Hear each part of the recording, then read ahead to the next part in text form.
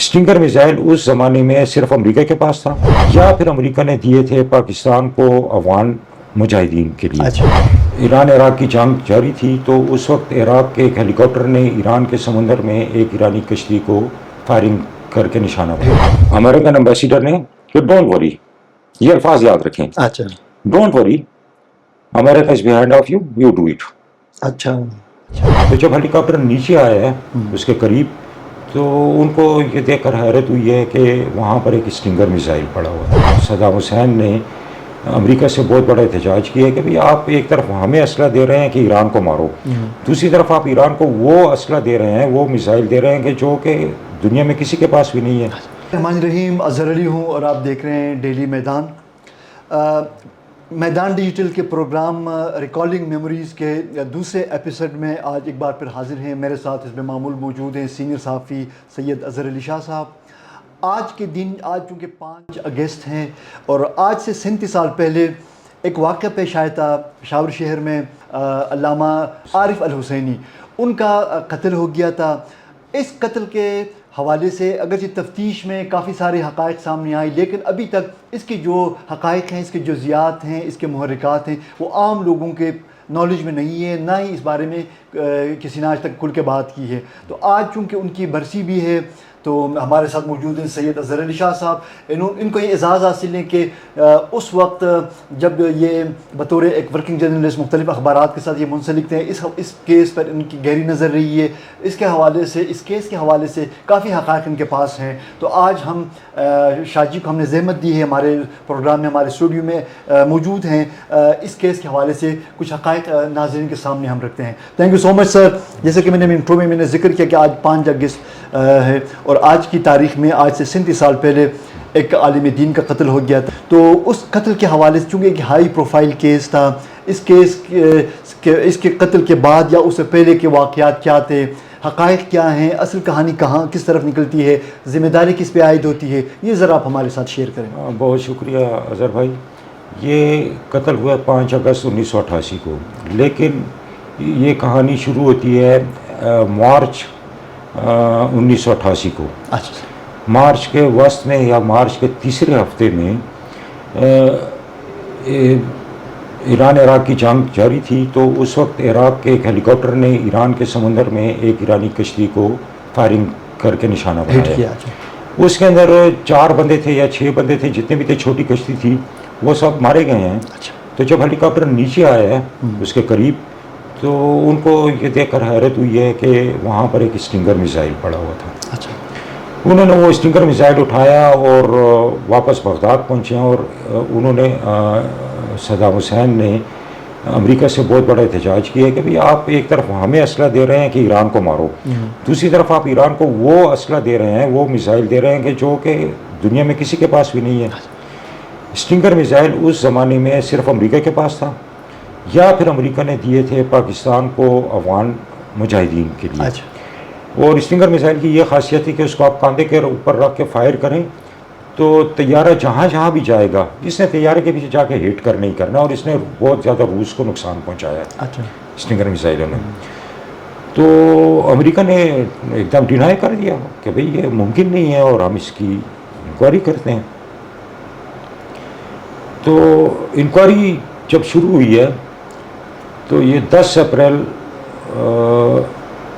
1988 کی بات ہے کہ ابھی انکوائری ٹیم ادھر پہنچی نہیں ہے پاکستان۔ تو 10 اپریل 1988 کو اوچری کیمپ اسلام آباد کے قریب کا جو علاقہ تھا جہاں پر افغان مجاہدین کے لیے گولہ بارود کا گودام تھا، اسٹاک پڑا تھا، اس میں ایک دھماکہ ہو جاتا ہے۔ اس میں جب دھماکہ ہو جاتا ہے تو سب کچھ تباہ ہو جاتا ہے، اور پھر ایک دھماکہ نہیں ہوتا، اس دھماکے کے نتیجے میں پھر کئی گھنٹوں تک دھماکے ہوتے رہتے ہیں اور آگ لگتی ہے۔ پھر وہ جو اس کے اندر گولے پڑے ہیں، میزائل پڑے ہیں، وہ خود بخود فائر ہو رہے ہیں، اور جس میزائل گولے کا جس طرف منہ ہے ادھر ہی جا کر وہ ہٹ کر رہے ہیں۔ تو اسلام آباد راولپنڈی تک کے علاقے پوری طرح متاثر ہوئے۔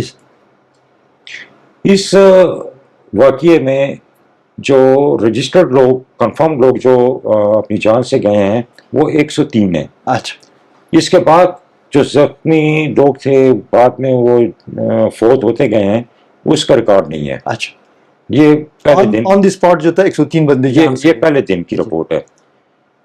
تو اس آنے کے بعد امریکی ٹیم پہنچ گئی ہے, تو ان کے پاس اور بھی کئی راستے تھے انکوائری کے. صحیح.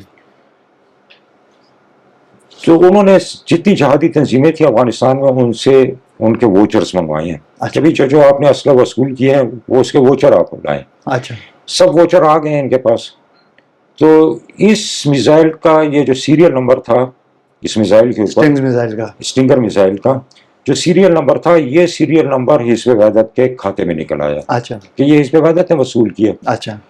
اب امریکہ کے لیے یہ مسئلہ پیدا ہو گیا, یا یہ دیکھنا اس کے لیے آ گیا باقی کہ حزب وحدت اور ایران کے درمیان کون رابطہ کار ہے. اچھا.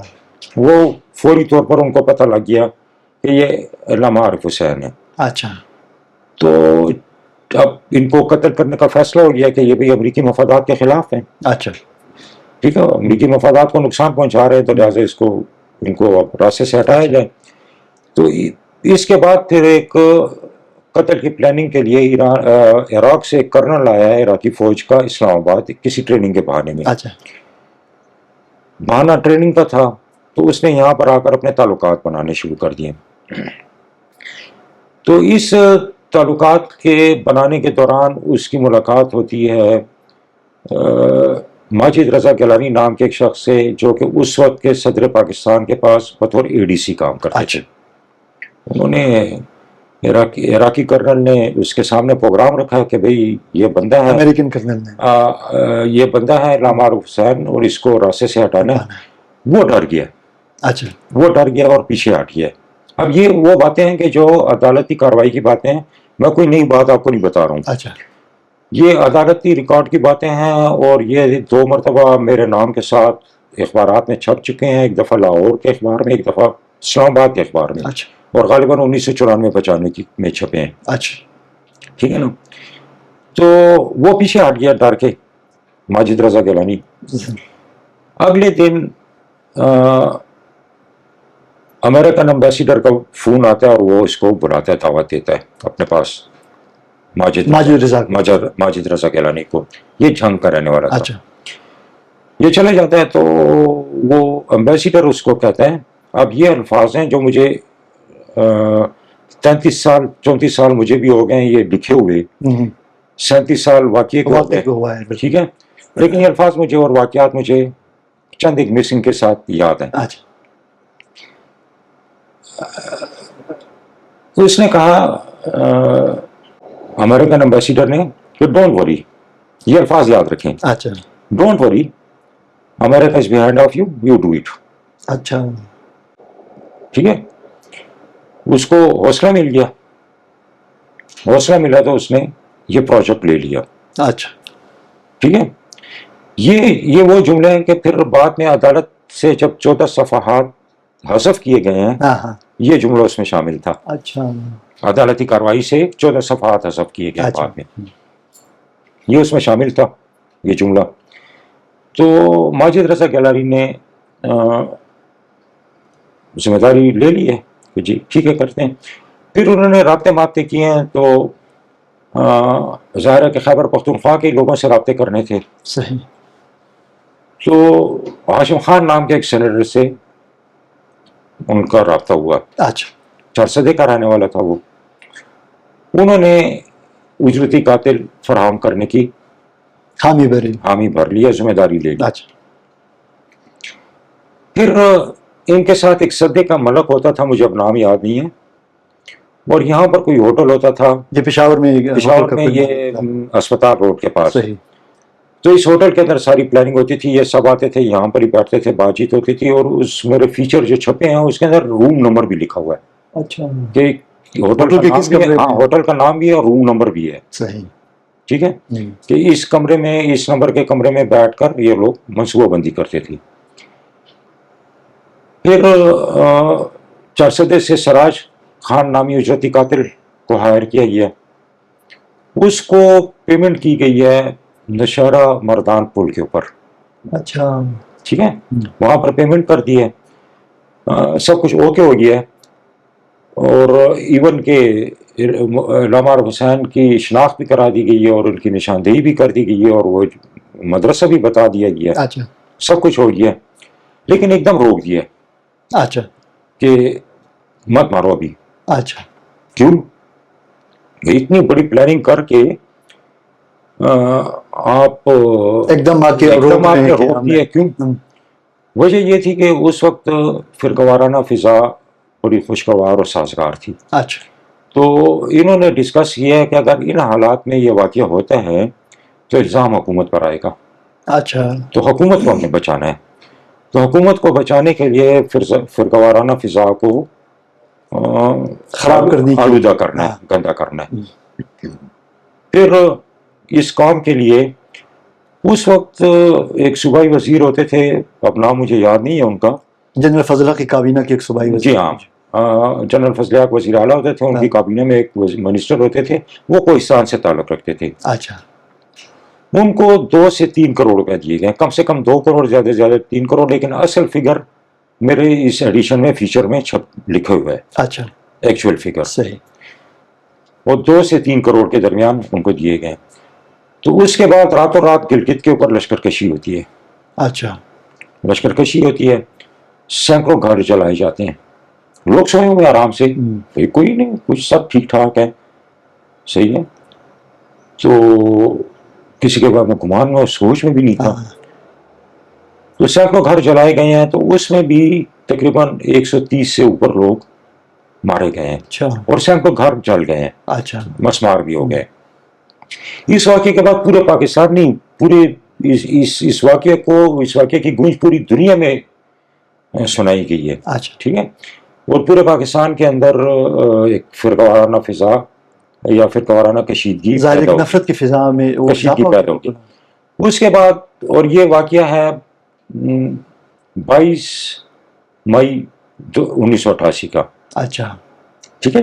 اچھا جب گلگت کے گاؤں پہ, ہاں, جب گلگت کے اوپر لشکر کشی کی گئی ہے, یہ 22 مئی 1988 تھا. اب اس کے بعد اس کو آرڈر ہو گیا سراج خان کو کہ اب اپنا اصل منصوبے پہ اب اپنا کام کرو. ٹھیک ہے. اب مئی سے لے کر 5 اگست تک, 22 مئی سے 5 اگست تک تقریباً 2.5 مہینے بنتے ہیں. اچھا اس 2.5 مہینے کی تاخیر کی وجہ یہ بنی ہے کہ علامہ عارف حسین مختلف ملک کے مختلف علاقوں کے دورے پر تھے. اچھا کراچی, ایون گلگت چلے گئے, گلگت میں کافی دن قیام کیا ہے. ٹھیک ہے. کراچی میں ہوتے تھے, پنجاب میں ہوتے تھے, پلچنار چلے جاتے تھے. وہ پشاور ان کا آنا نہیں ہوا اس ٹائم. اچھا وہ جب پشاور آئے 5 اگست کو, تو اس وقت یہ مدرسہ جو ہے تو زیر تعمیر تھا. اچھا اس کی چاردیواری نہیں تھی اور جوار کی فصل اچھا یہ اس کے ارد گرد تیار تھی اونچی. تو یہ جب سیڑھیوں سے اتر رہے تھے فجر کو, تقریباً 3 بجے کا آپ ٹائم لے لیں, 3:30 بجے تک اذانیں ہوتی ہیں. اچھا ٹھیک ہے جی, اگست میں. صحیح. تو 3:30 بجے فجر کی اذانیں دیتے, تو آپ 3 بجے 3:15 بجے آپ ٹائم لے لیں. یہ جب سیڑھیوں سے اتر رہے ہیں بالائی منزل سے نیچے آنے کے لیے, تو سیڑھیاں آ کر عموماً ٹرن لیتی ہیں ایک جگہ پر, درمیان میں پہنچ کر ٹرن لیتی ہیں. بالکل. ٹھیک ہے. اس ٹرن کے بعد یہ دوسری سیڑھی پر تھے, تو یہ اس سیڑھیوں کے نیچے چھپا بیٹھا تھا. اچھا, جو قاتل تھا سراج. اس نے نکلے اور اس نے جب فائر کیا تو گولی یہاں سے لگ کے سیدھے سینے میں گئی اور وہ موقع کے اوپر ہی شہید ہو گیا. جب فائر کی آواز سن کر طلباء, چند ایک طلباء تھے بہت کم تعداد میں, کیونکہ ابھی تو زیر تعمیر تھا مدرسہ, وہ نکلے ہیں تو بس اپنے قائد کی خونالود لاش پڑی تھی, اور تو کچھ بھی نہیں تھا. اور قاتل بھاگ بھی گیا. وہ جوار کی فصلوں میں نکل گیا. اب پولیس کو تفتیش کے لیے ایک 30 بور کا کھول ملا.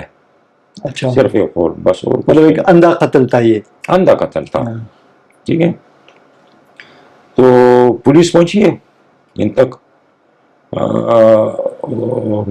اس کے بعد جو ہے تو کچھ عرصہ امن نہ, لیکن پھر ایک مسلسل, اور یہ پشاور میں یا پاکستان میں فرقہ وارانہ ٹارگٹ کلنگ, فرقہ وارانہ تو نہیں تھی, یہ تو سیاسی ٹارگٹ کلنگ تھی.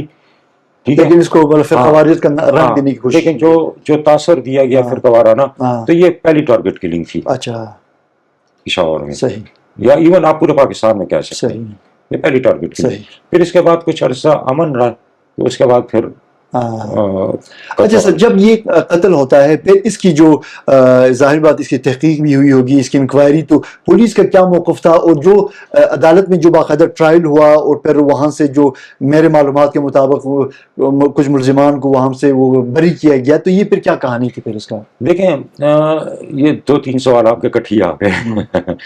ایسا ہے کہ یہ ایک بلائنڈ کیس تھا, ٹھیک ہے. آپ کو فرنٹیئر پولیس کی یا خیبر پختونخوا پولیس کی, اس وقت صوبہ سرحد تھا, سرحد پولیس کی پیشہ ورانہ صلاحیتوں کو داد دینی پڑے گی. صرف یہ نہیں, اچھا علامہ حسین نہیں, اسی طرح کا ملتا جلتا کیس جنرل فضل حق کے قتل کیس بھی ہے, اسی طرح کا ملتا جلتا اور کئی کیسز ہیں جو بالکل بلائنڈ ہے. لیکن پولیس نے اپنی مہارت, اپنی قابلیت کی بنیاد پر ان کیسز کو ٹریس کیا اور میرٹ کے اوپر کیا. یہ نہیں کہ زبردستی مار کوٹ کے اعتراف جرم کرا دیا, نہیں, میرٹ کے اوپر کیا. اس کے اوپر غالباً مجھے کچھ یاد پڑتا ہے, عباس علی شاہ شاید آئی جی تھی. اچھا, آئی جی NWFU زمانے کے ہیں, ٹھیک ہے جی. تو انہوں نے مختلف ٹیمیں تشکیل دی ہیں اس کی تفتیش کے لیے. علامہ 7 ٹیمیں تشکیل دی ہیں. اچھا 7. تو ہر ٹیم کا سربراہ ایک DSP ہوتا تھا. اچھا, اس کے اندر عبدالعلی خان DSP بھی ایک ٹیم کا سربراہ تھا, اور اس کی پوسٹنگ اس وقت نشارہ میں تھی. اچھا, وہ نشارہ کا DSP تھا. وہ صبح آتے تھے نشارہ سے, یہاں پر دن بھر تفتیش کرتے تھے, اچھا, شام کو چلے جاتے تھے واپس. اچھا, مہینہ بھی شاید مہینے سے زیادہ گزر گیا, ان کو کچھ بھی نہیں ملا. اچھا, بس صرف ایک 30 بور کارتوس کا ایک ہول ہے, اچھا, اور کچھ بھی نہیں ہے ان کے پاس. تو ایک مہینہ یا ایسے زیادہ گزرنے کے بعد عبدالعلی خان بنگش کو اس کے اپنے کسی مخبر نے اطلاع دی ہے کہ یار وقوع کی رات, جس صبح کو فجر کا یہ واقعہ ہوا ہے, اس رات کو 4 سدے کا سراج خان اجرتی قاتل جو ہے وہ چمکنی میں فلاں شخص کے گھر دیکھا گیا. اچھا, صحیح, یہ ایک کلو تھا. اچھا, ٹھیک ہے. اس نے نوٹ کر لیا عبدالعلی خان بنگش نے. اس نے وہ چمکنی میں اس کنسرن متعلقہ شخص کے گھر پہنچا اور اس کو بلایا. اس نے کہا ہاں جی آیا تھا. تو یہ قصہ تمہارا جاننے والا, جی میں جیل میں تھا, یہ بھی جیل میں تھا, جیل میں ہماری دوستی ہو گئی ہے. اچھا, تو اس رات کو اچانک آ گیا میرے پاس کافی لیٹ آورز میں, اور کہتا کہ جی میں پشاور آیا تھا, میں 4 سدے نہیں جا سکتا, رات تمہارے پاس رہوں گا. میں نے کہا بسم اللہ رہو. اس نے بیٹھک میں اس کو جگہ دی ہے. لیکن فجر کو جب اذانوں سے پہلے یہ لوگ اٹھتے ہیں, اذانوں سے پہلے جب یہ اس کا ناشتہ ماشتہ لے کر بیٹھک میں آتے, جب میزبان جب جاتا ناشتہ لے کے جاتا, یہ غائب تھا. جب یہاں بیان آ گیا کہ فجر سے پہلے یہ غائب تھا, تو تب عبدالعلی خان بنگش کو یا پولیس کو, اب پولیس الرٹ ہو گئی کہ بس ہونا ہوگی, ہاں اس معاملے میں سنجیدہ ہو گئے.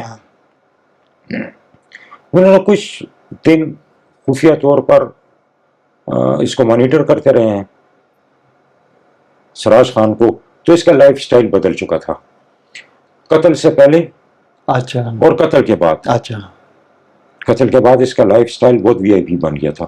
اچھا, گاڑی اور سوٹیڈ بوٹیڈ, ایون کہ وہ گاؤں والے بھی محسوس کرنے لگے کہ یار یہ راتوں رات اس کے بعد پیسہ آیا ہے. ہاں.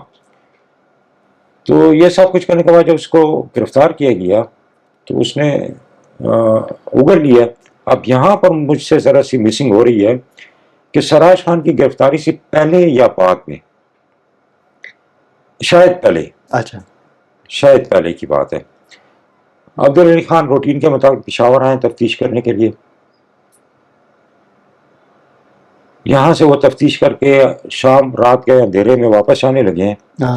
تو جب وہ واپس جا رہے تھے نوشہرہ توپی کے قریب پہنچے تو ان کو ان کے واکی ٹاکی کے اوپر اطلاع ملی ہے ریڈیو پر کہ جی یہاں پر پبی کے سائڈ کے اوپر چرار روڈ غالباً تھا, اس سائڈ کے اوپر ڈاکو ہیں اور ڈاکوؤں کے ساتھ ہمارے پولیس کا مقابلہ ہے اور یہ ادھر مڑ گیا. اچھا, تو کافی آگے ویرانے میں چلے گئے، ادھر کچھ بھی نہیں تھا، پھر اچانک ایک گولی چلتی ہے اور وہ شہید ہو جاتے ہیں. اچھا، مطلب ان کو بھی پلاننگ کے تحت ان کو نشانہ بنایا. ہاں کیسے اچھا عبدالعلی خان بنگش شہید ہو گیا. شہید ہو گئے.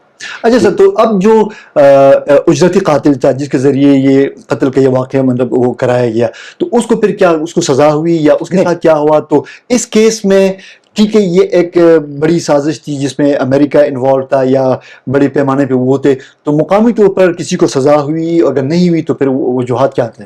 دیکھیں کسی کو بھی سزا نہیں ہوئی، ہاں. اور یہ پہلا واقعہ نہیں ہے. اچھا.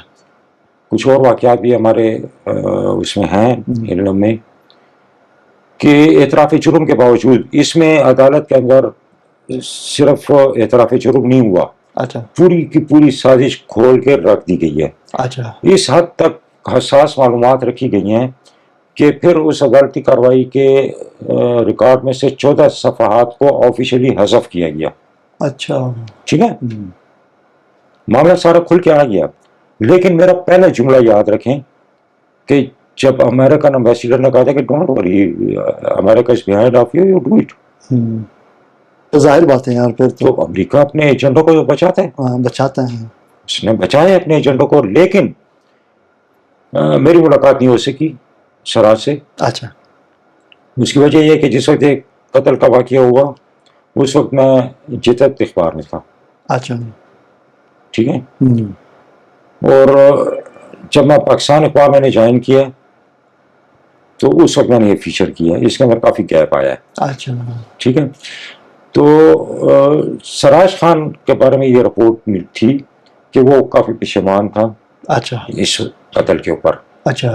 بہت زیادہ پشیمان تھا. اچھا. اور پھر اس کا آخری انجام بھی کچھ اچھا نہیں ہوا. پتہ نہیں کیا ہوا کیا نہیں ہوا، لیکن بتایا گیا کہ اس کا آخری انجام اچھا. اور ایسے لوگوں کا ظاہر ہے وہ اجرتی اگر تھا تو اس نے اور بھی اس قسم کے واقعات سرزد ہوئے ہوں گے. تو اور علامہ عارف حسین کے بارے میں یہ ایک بات میں کہتا چلوں کہ ان کے اوپر لیبل تھا کہ وہ اہل تشیع ہے، عالم دین ہے. صحیح. لیکن حقیقت میں ایسا نہیں تھا.